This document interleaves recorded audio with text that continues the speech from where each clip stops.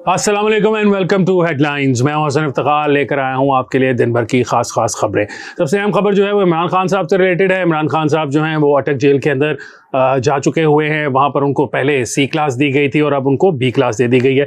इमरान खान साहब ने अपने वकील साहब को जो बातें बताई हैं अपनी जेल के बारे में, वो तमाम मुजरमान जो जेल जाते हैं जिनको सज़ा होती है उनके साथ सबको एक ही सलूक किया जाता है। लेकिन शायद इमरान खान साहब अब खुद साबिक वज़ीर आज़म हैं तो वो एक्सपेक्ट कर रहे थे कि शायद उनको कोई स्पेशल प्रोटोकॉल दिया जाएगा। पहली रात उन्होंने एक छोटे से कमरे में गुजारी। सब लोग छोटी रात कमरे के अंदर रातें गुजारते हैं। उनको सोने के लिए एक चटाई की जगह मैट्रेस दिया गया। यूजुअली लोग चटाइयों के ऊपर सोते हैं, इमरान खान साहब को फिर भी एक मैट्रेस दिया गया था। उनका ये भी उनकी थी शिकायत कि उनका जो वॉशरूम है वो ओपन एयर है और उनको मतलब कई मसाइल होते हैं करने के लिए, वॉशरूम अटेंड करने के लिए। तो वो तो तमाम जेलों के अंदर सबके साथ एक ही होता है। हैरत की बात यह है कि इमरान खान साहब जो अपने मुखालिफिन की जेल के एसी उतरवाने तक की बातें किया करते थे, जो ये इंश्योर करते थे कि उनके मुखालिफिन को किसी किस्म की कोई एक्स्ट्रा फेवर ना दे दी जाएगी जेल के अंदर, उन्होंने जाते साथ ही अभी 2 दिन भी नहीं निकले और उनकी जो सारी बातें हैं वो आना शुरू हो गई। उनके सारे जो मसाइल थे वो सामने आना शुरू हो गए। खाना उनको जेल का पसंद नहीं है। ऐसा फील हो रहा है जैसे वो किसी 5 स्टार होटल में गए हैं और वो एक्सपेक्ट करते हैं कि अब जो खाना है या चीज़ें हैं उनको उनकी मर्जी की दी जाएंगी। हैरत की बात है ये वो लीडर हैं जो खुद कहते थे कि जो करप्शन के ऊपर लोग जाते हैं या करप्ट लोग होते हैं उनके साथ किसी किस्म की कोई अच्छाई नहीं होनी चाहिए। तो खुद वो करप्शन के केस में गए हैं, सर्टिफाइड उनको साबित हो गया है, अदालत ने साबित किया है, अदालत से साबित हुए हैं कि उन्होंने करप्शन की थी, उन्होंने बदउनवानी की थी, उन्होंने गलत बातें बयानी से भी काम लिया था।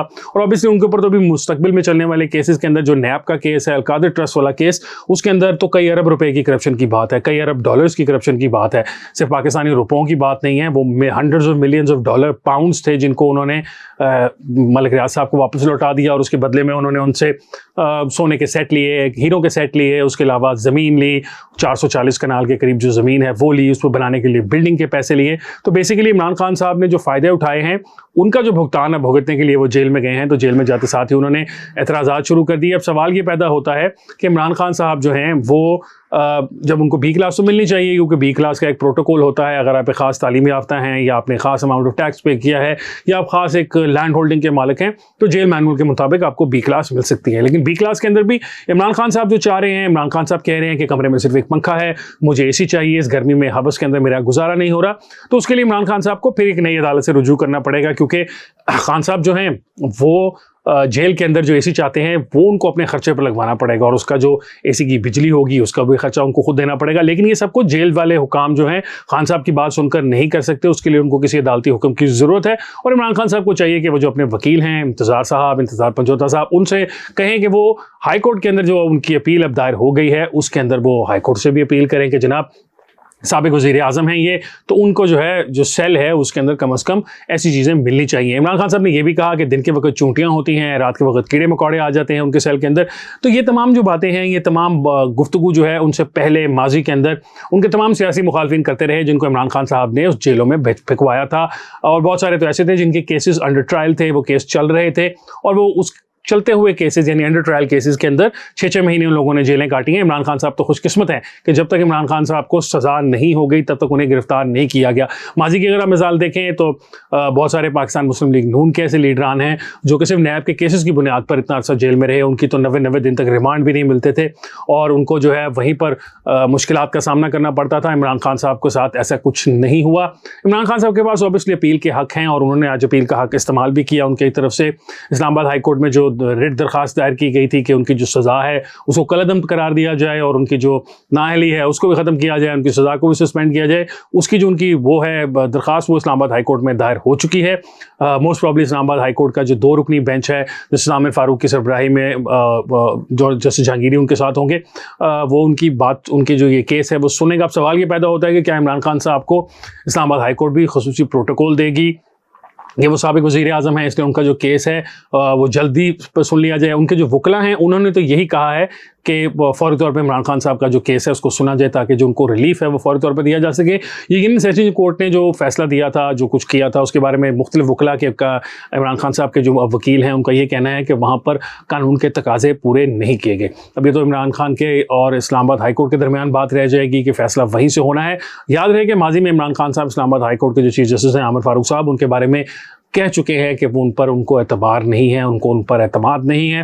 बल्कि अगर आपको याद होगा तो इस्लामाबाद में जब वो गिरफ्तार हुए थे तो उनकी गिरफ्तारी के दौरान एक ऑडियो भी लीक भी उनकी आई थी, जिसके अंदर वो मुसर्रत जमशेद चीमा साहिबा से बात कर रहे थे। तो उसके अंदर उन्होंने ये कहा भी था कि इस्लामाबाद हाईकोर्ट वाला आदमी जो है ये तो उनका आदमी है, यानी कि उनका मतलब उनकी इस्टेब्लिशमेंट से उनकी मुराद थी।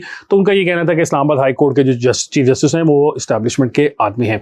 तो अब देखेंगे कि इमरान खान साहब को उस इस्टेब्लिशमेंट के बकौल उनके जो इस्टेब्लिशमेंट के आदमी हैं उनसे रिलीफ मिलता है या नहीं मिलता, और आने वाले दिनों के अंदर इमरान खान साहब के जो जेल की मुश्किलात हैं उनमें मज़ीद इजाफा होगा या उनको रिलीफ मिल जाएगा और वो बाहर निकल आएंगे। दूसरा जो हमारे पास खबर है वो है आने वाले इंतखाबात के बारे में। इस वक्त पाकिस्तान के इंतखाबात जो हैं वो मुमकिना तौर पर 6 महीने लेट नज़र आ रहे हैं।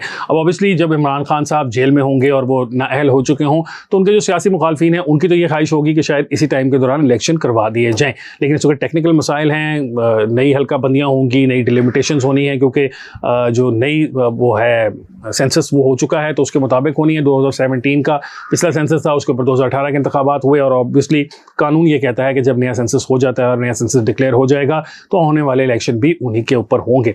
ये जो इलेक्शन होने वाले हैं इसके अंदर नवाज शरीफ साहब जो है उनकी पाकिस्तान वापसी की खबरें हम सुनते रहते हैं।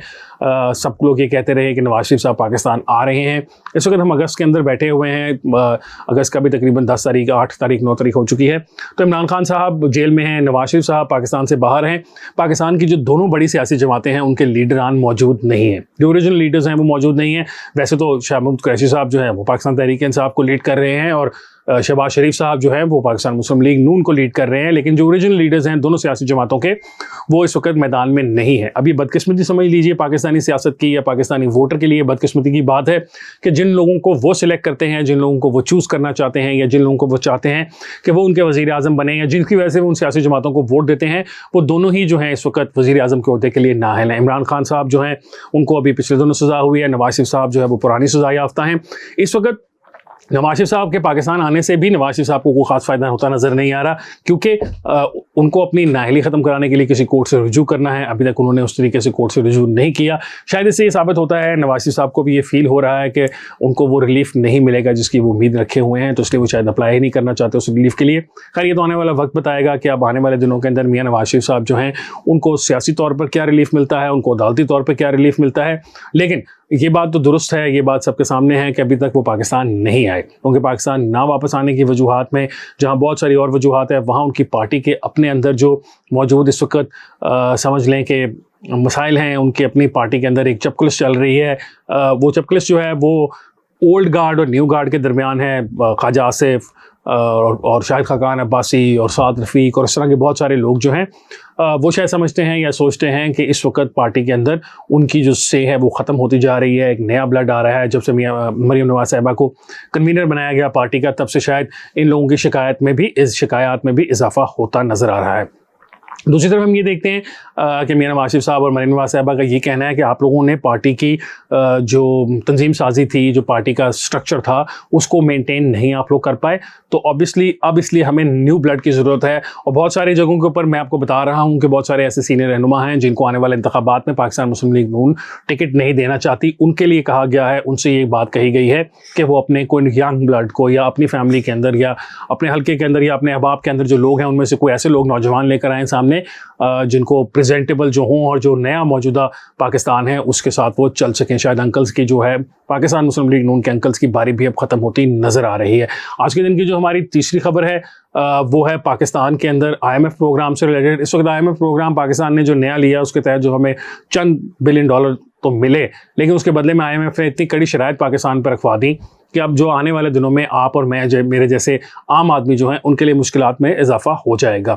721 अरब रुपए की तो सिर्फ अगले साल के अंदर पाकिस्तान के अंदर इलेक्ट्रिसिटी के ऊपर एक्स्ट्रा जो कीमत है वो मैं और आप अदा करेंगे। 721 अरब रुपए एक बहुत बड़ी रकम है। और इसी तरह IMF जो है उसके कहने पर पेट्रोलियम की जो कीमतें हैं उनको भी बढ़ाया गया। IMF के कहने के ऊपर ही जो है गैस की कीमतों को बढ़ाया गया। तो ये सारा कुछ जो है इसके वजह से IMF के पैसे तो हमें ज़रूर मिल जाएंगे, लेकिन आने वाले दिनों के अंदर ये जो IMF का प्रोग्राम है इसके पैसे जो हैं ये पाकिस्तान के लिए कोई इतने बड़ी मतलब कॉन्सिक्वेंस, इतने बड़ा कोई उनका वो नहीं है, इतना बड़ा उनका रोल नहीं होगा।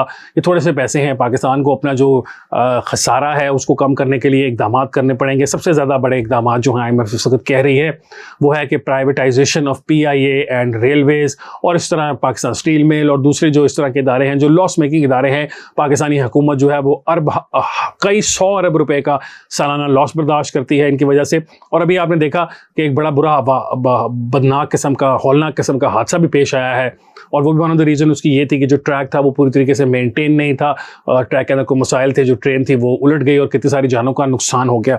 तो सिर्फ माली नुकसान ही नहीं है, यहाँ पर इन महकमों के अंदर जो सरकारी इस वक्त सरपरस्ती में चल रहे हैं उनकी नालायकी और नाकामी की वजह से जो नुकसान है वो जानी नुकसान भी हो रहा है। जहाँ IMF की तमाम दूसरी शराइत जो हैं वो कड़ी हैं और शायद मेरे और आपके लिए काबिल कबूल ना हो और हमारे पर डायरेक्ट इफेक्ट करती हों, वहीं IMF की जो शराइत हैं इन पब्लिक सेक्टर ऑर्गेनाइजेशंस के बारे में हुकूमत का इस वक्त ज़रूरत यह है कि उसके ऊपर भी अमल दरामद करे। जहां हुकूमत करोड़ों पाकिस्तानियों के ऊपर बम गिरा सकती है, बिजली का, पेट्रोल का, और उनकी जो ज़िंदगी हैं वो जीर्ण कर सकती है, वहीं अगर प्राइवेटाइजेशन करने से कुछ सरकारी मुलाजमीन की भी छुट्टी हो जाएगी जो कि काम वैसे ही नहीं कर रहे। अगर वो पाकिस्तान स्टील मिल में सही तरीके से काम कर रहे हो तो क्या वजह है कि प्राइवेट सेक्टर की स्टील मिलें तो जो हैं वो बहुत ज़्यादा पैसे कमा रही हैं, उन्होंने बिलियंस ऑफ रुपीज़ के प्रॉफिट्स डिक्लेयर किए हुए हैं। आप स्टॉक एक्सचेंज के ऊपर स्टील मिल्स को देख सकते हैं। इसी तरह पाकिस्तान की अपनी एयरलाइन PIA जो है वो हमेशा नुकसान में रहती है, लेकिन जो प्राइवेट एयरलाइंस हैं वो बड़े अच्छे तरीके से चल रही हैं। और रेलवेज़ के बारे में तो दुनिया भर के अंदर जो रेलवे फ्रेट के लिए इस्तेमाल हो रहा है वो प्रॉफिटेबल होता है।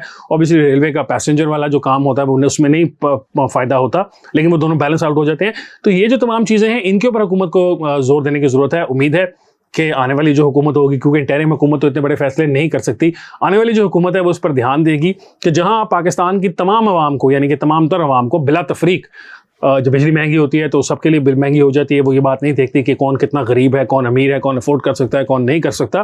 तो उसी तरह यहाँ पर भी देखने की ज़रूरत है कि ये जो सारी चीज़ें हैं इनके ऊपर भी अमल दरामद कराया जाए, इनको प्राइवेटाइज किया जाए, ताकि ये इनका नुकसान कम से कम, अगर ये फ़ायदे में नहीं जाएंगी तो नुकसान होना तो बंद हो जाएगा जो रियासत पाकिस्तान को अदा करना पड़ता है, और इवेंचुअली मुझे और आपको हमारी जेब से निकल के पैसे जाते हैं, सरकारी मुलाजमीन के आशियाँ भी हम लोग स्पॉन्सर करते हैं।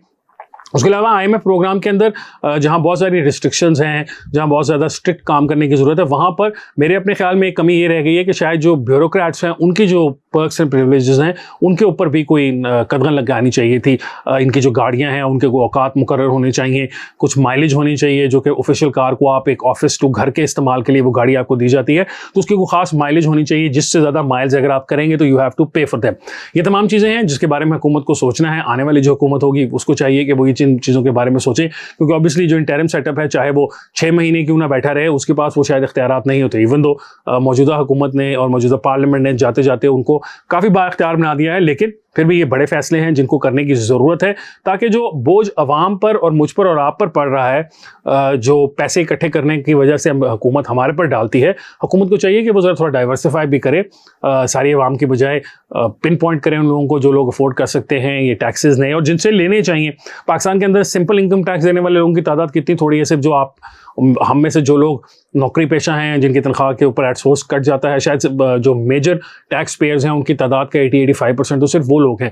ये तमाम रियल एस्टेट का सेक्टर जो हैं, ये तमाम जो ट्रेडर्स हैं, ये तमाम जो मुख्तलिफ किस्म के लोग हैं, ये बिल्कुल टैक्स नहीं देते। हुकूमत को चाहिए कि इनसे भी टैक्स ले। अगर मैं और आप जो है 10 लाख की तनख्वाह के ऊपर या 12 लाख रुपए सालाना तनख्वाह के ऊपर टैक्स दे रहे हैं, और दूसरे जो लोग हैं उनको भी चाहिए कि वो 12 लाख की अगर उनकी इनकम हो जाती है तो उसके ऊपर टैक्स है, चाहे वो एग्रीकल्चर से हो रही है, चाहे वो ट्रांसपोर्ट से हो रही है, चाहे वो आपकी ट्रेडिंग से हो रही है, चाहे वो रियल एस्टेट से हो रही है। आज के प्रोग्राम के लिए इतना ही है, इंशाल्लाह आपसे मुलाकात होगी कल एक और प्रोग्राम के साथ। मुझे हसन इफ्तिखार को दीजिए इजाज़त। अल्लाह हाफिज़।